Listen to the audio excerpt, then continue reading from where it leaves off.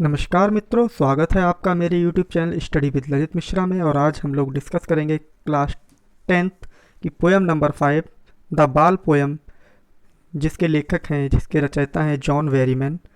हम इस पोएम की संपूर्ण व्याख्या हिंदी में करेंगे। तो आइए चलते हैं अपनी कवि की तरफ। आइए कुछ अपने कवि के बारे में जानते हैं।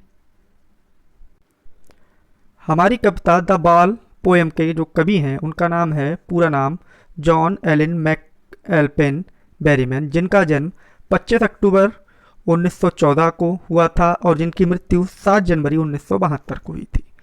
बाद एन अमेरिकन पोइट, एक अमेरिका के कवि थे, एंड स्कॉलर, एक विद्वान थे। He was a major figure, यह एक जाना पहचाना चेहरा थे। ठीक है, इन अमेरिकन पोइट्री में, अमेरिकी कविता में, in the second half of the 20th century, जो 20th सेंचुरी का जो सेकेंड हाफ था, मतलब जो अंत वाला हिस्सा था, ठीक है, उसके ये एक जाने माने चेहरे थे। और इस कंसीडर्ड आ की फिगर, और ये एक की फिगर माने जाते थे, जाने माने चेहरा माने जाते थे, मतलब प्रसिद्ध थे।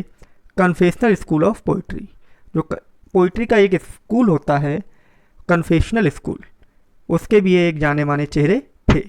His best known work is dream songs, और इनका जो बेस्ट नोन सर्वोत्तम वर्क है, जिसे वो जाना जाता है, उसका नाम है द ड्रीम सॉन्ग। कैसा सॉन्ग? The dream song. तो आइए बढ़ते हैं अपनी पोएम की तरफ।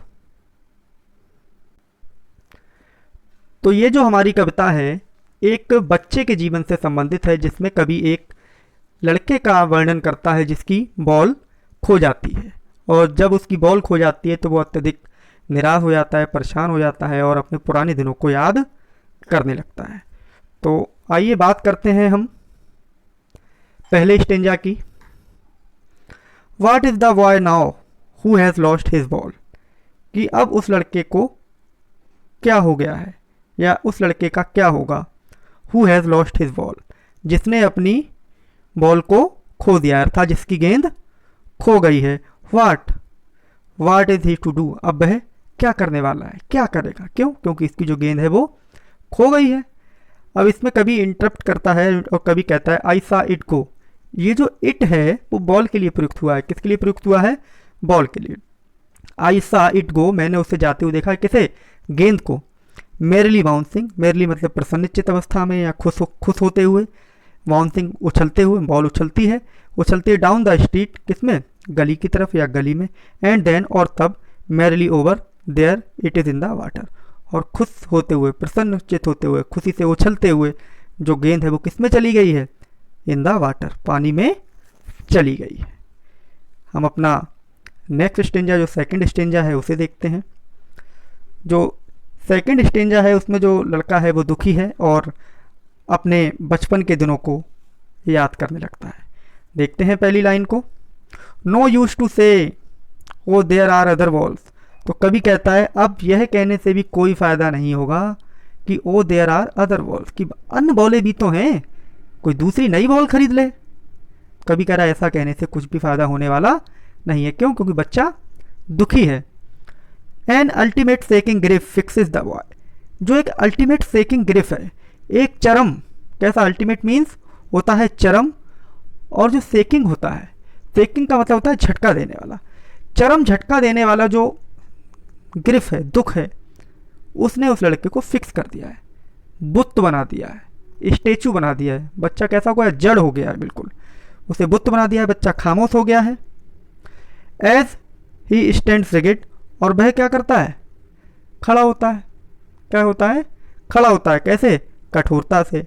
ट्रेम्बलिंग, कांपता है। स्टेरिंग डाउन का मतलब क्या होता है? याद करना। क्या होता है? याद करना। वह क्या करता है? याद करता है ऑल हिज यंग डेज, अपने पुराने दिनों को, जब वह बचपन में था, छोटा था। क्या याद करता है? Into the harbour where his ball went, अपने बचपन के दिनों को याद करता है जब उसकी जो बॉल थी वो कहाँ चली गई थी? हार्बर। हार्बर मीन्स बंदरगाह। किस में चली गई थी? बंदरगाह में चली गई थी, मतलब वो भी बॉल उसे वापस नहीं मिली। नेक्स्ट स्टेंजा देखते हैं हम, थर्ड स्टेंजा में जो हमारा कवि है उसे क्या होता है? वो सोचता है कि मैं इस बच्चे के साथ थोड़ी सहानुभूति प्रस्तुत करूं, कुछ पैसे दे दूं जिससे वो बॉल ले ले, लेकिन कभी ये सोचता है कि ये गलत होगा, इससे बच्चे के सम्मान को ठेस पहुंचेगी। तो आइए देखते हैं। I would not intrude on him. Intrude का मतलब होता है दखल देना, हस्तक्षेप करना, कि मैं उसके मामले में क्या नहीं करूँगा, दखल नहीं दूंगा। A dime another wall is worthless. A dime, dime जो होती है एक मुद्रा होती है, जो अमेरिकन डॉलर होता है उसका 10वां भाग होती है। कितना भाग होती है? 10वां भाग। अमेरिकन डॉलर का 10वां भाग होती है, जिसे हम डाइम बोलते हैं। तो कभी कहता है, मैं उसे, अगर मैं ये कहूँ a dime another wall is worthless, कि अगर मैं उससे कहूँ कि ये लो भाई एक डाइम ले लो, ठीक है, जो हमारा क्या कहना चाहिए डॉलर है उसका 10वां हिस्सा है वो ले लो, और अनदर वाल नई बॉल ले आओ, इज वर्थलेस, ऐसा कहना भी क्या है? बेकार है, व्यर्थ है। नाउ अब he senses first responsibility in the world of possessions. तो अब जो है क्या करेगा लड़का?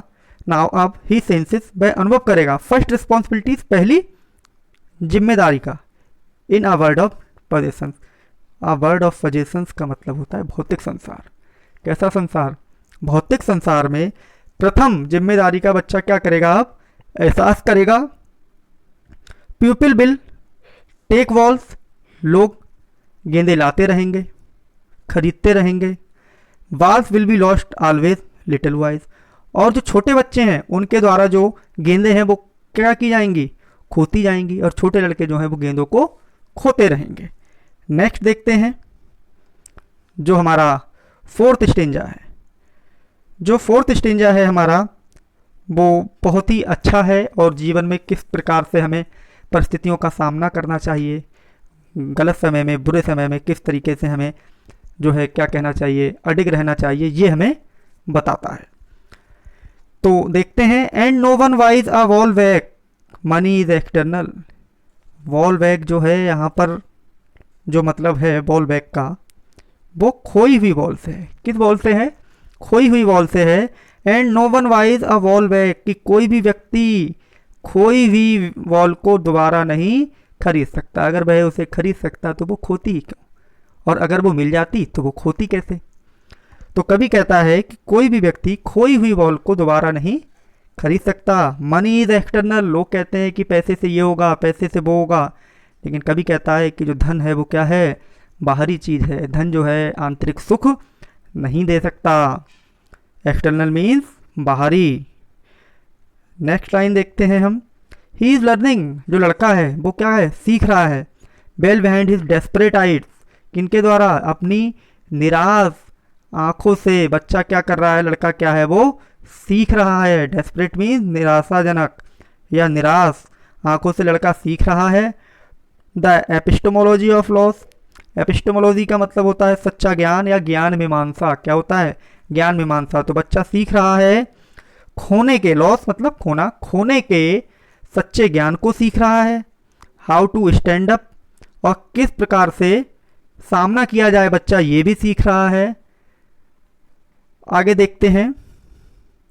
Knowing what every man must one day know and most no many days how to stand up, और वह ये देख रहा है, वह यह सीख रहा है कि ये जो समस्याएं हैं, every man must one day know, ये जो समस्याएं हैं इन समस्याओं के बारे में एक ना एक दिन व्यक्ति जानता है। अर्थात ये समस्याएं जो हैं व्यक्ति के सामने आनी ही आनी हैं, आएंगी ही। And most no many days, और कुछ लोग उस स्थिति का सामना करने में बहुत ज़्यादा दिन लगा देते हैं।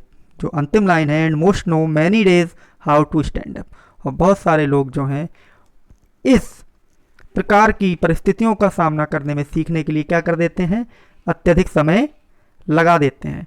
तो मित्रों कैसी लगी आपको ये कविता? अपने कमेंट्स के माध्यम से बताएं और अपने अन्य मित्रों तक भी शेयर करें।